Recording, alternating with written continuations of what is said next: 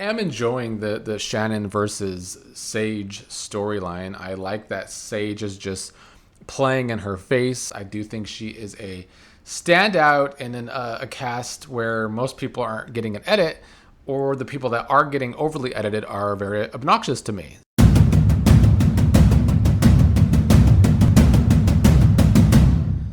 Listen, folks, I sit here and I watch Survivor every week, and to me, each and every week, it just feels more and more like a show on its last legs, on like life support. It is so boring sometimes, so predictable. Every season is just blending together now. I've already given my commentary the past few weeks on how I feel about the repetitive challenges, which the ending of the challenges have gotten better. I'm glad it's not just puzzles, even though that definitely screwed over Jason in this episode, not being able to do a puzzle for his team.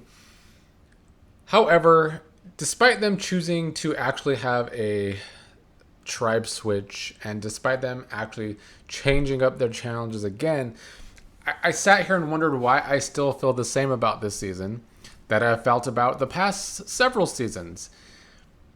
And a lot of it does come down to the editing, I think. Like, we've talked about how Sophie with an E is getting literally no screen time whatsoever. But we have just plenty of screen time for Savannah, for Rizzo, for Juwan. They have gotten the most screen time by far. And they're just not fun to watch. I don't find them fun to watch. I get very sick already of watching Savannah in her confessionals. She has the ability to sometimes at least bring some mess, but the mess never actually follows through in the end. So she's kind of like a tease when it comes to, oh my God, Savannah might do something messy, but then she ends up not doing something messy. So it's not exactly that fun. And I understand why this trio of people are getting a lot of screen time because of what we know about Survivor 50. And so the editing is just not working. Plus, when you have to watch these seasons when everyone is just such a nerd, why is Survivor only casting these Survivor nerds now? They don't make for riveting TV. They just don't. Watching Juwan, Rizzo, and Jason talk about Pokemon, not really endearing to me. It would probably be more endearing if the rest of everyone else in the cast wasn't as nerdy as they are. But when everyone's a nerd, it all kind of blends together. And then I sit here and I realize, well, this is why Survivor's viewership is like getting to Big Brother viewership. The fact that it's getting to the level of a show that's on 3 times a week, it's not a good sign. Now, Survivor's not going away anytime soon. They still have that strong demo, and demos are what keep TV shows alive and on the air these days. So it's not going to go away. But if it's just going to be every season's the same, we're not going to put in that effort to switch things up enough to actually make the show entertaining again and interesting. It's like, what are we doing here, Jeff Probst? What are we doing? And the editing is just not helping. From the beginning, we knew that if the Yellow Tribe went to Tribal, Jason was dead in the water.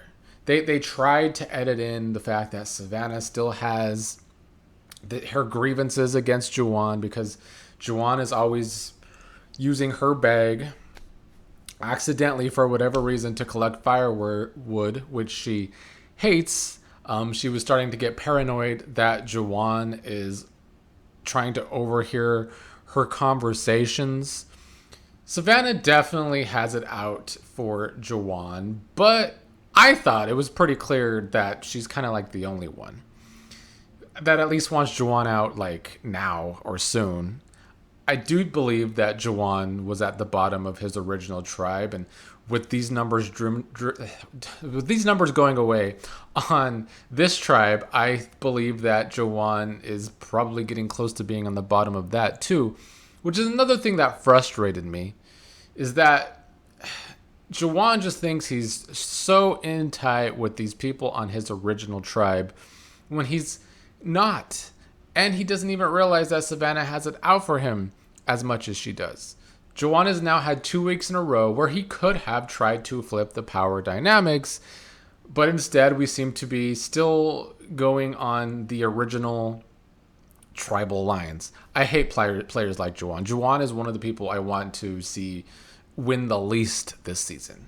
And even less than Savannah. And Savannah's another one I don't want to see win, even though I think she has a much stronger chance than Juwan. But Juwan does not strike me as a player that ever wants to make a move, that ever wants to try and flip a power dynamic. Juwan is coming across more and more like a player that is okay with just going along with the large group of people. I would love for him to surprise me, but it's 2 rounds in a row where he had a chance to try and put something together. But no, let's just stay towards the bottom of my tribe. It's weak sauce, very weak sauce. And that's about all that I have to talk about on that tribe. I never thought for any doubt that if they lost that Jason wasn't going home. Savannah didn't want to make the move on Juwan. She was hoping Nate would, but Nate wasn't going to do that. So, yeah, it was just a plus. When the show has edited Jason to barely be a part of the actual conversation, to actually see his dynamics with people this season, but they've edited Rizzo, Savannah, and Juwan so over the top to be the main part of the show. Clearly, Jason was going home. That's the way the edit made it very, very clear in this episode. So, hated the edit in this episode.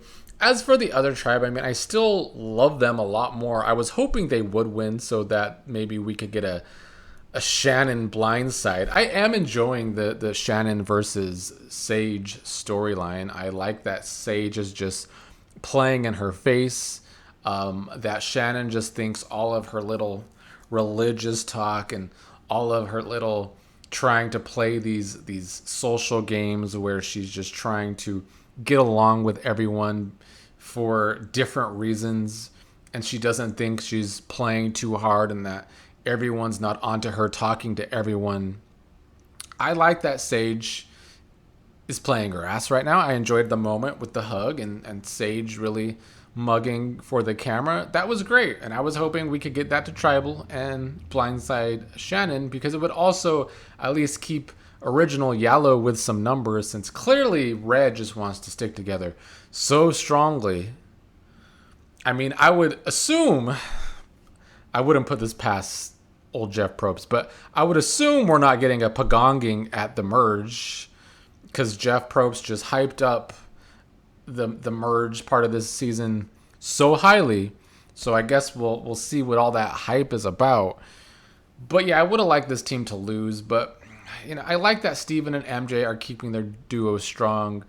I don't really think the MJ and Nate journey gave us anything. They just had to carry sandbags, 100 sandbags. They could have went and found an idol, but they kind of agreed to basically not do that and just finish the sandbags first. Nate was trying to bond with MJ, but MJ just still hasn't lost. So MJ hasn't had a chance to find her advantage yet and lose her vote yet. And so I get worried about that for MJ, because Steven and MJ are my favorites, although Sage is getting up there despite her keeping her blackheads in a jar like we discussed last week. She is showing herself to be a very entertaining part of this cast. I do think she is a standout in a cast where most people aren't getting an edit, or the people that are getting overly edited are very obnoxious to me. So it's hard for me to not like Sage in comparison to everyone else. But MJ and Steven are still my faves. I hope they stay a duo and can do some strategic damage at the merge.